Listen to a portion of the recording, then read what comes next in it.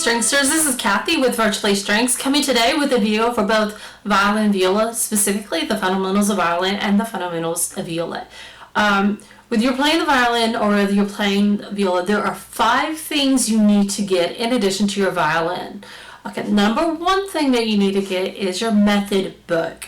Whether it is Essential Elements, Sound Innovation, or Suzuki, or some other method book that's out there, you need to have some way that you're going to keep track of helping you how to learn how to play the violin.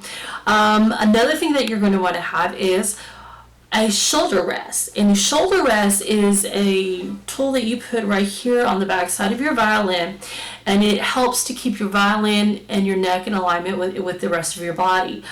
First of all, it helps to prevent your violin from falling, and you can actually hold the violin without using your hands. The other thing is your neck. It helps keep your neck in with alignment with your body, so you're not too far this way and you're not too far this way trying to hold that violin. Another tool that you're going to need to get is rosin. So you're going to want to go ahead and get rosin. And rosin is a substance that is sticky, and it allows the violin bow to create sound on the violin in and of itself. A 4th tool that you're going to want to get is something called a pencil. A pencil is one of the most wonderful tools. I use it for beginner violins when I'm helping them to keep their bow in alignment. The other thing is we create markings in our music and in our sheet books. That way, if we need to erase something, we can erase it, but at the same time, we can create markings in there whenever we need to.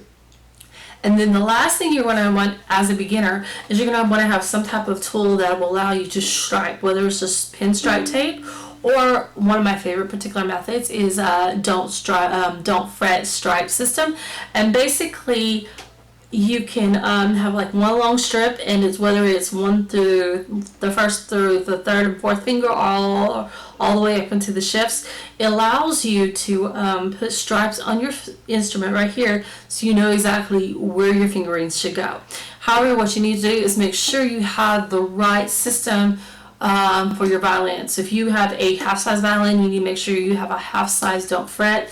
If you have a 12-inch viola, you're going to want to have one that's geared towards a 12-inch viola versus a 14-inch viola.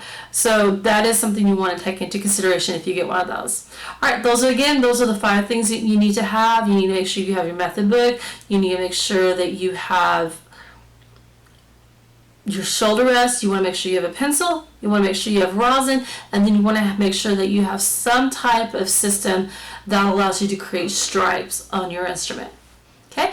If you have any other suggestions down below, specifically if you're a violin or viola teacher, or if you are somebody who's played violin or viola for a long time, and you have any other suggestions, leave a comment down below what you would actually suggest in addition to the 5 things that I mentioned.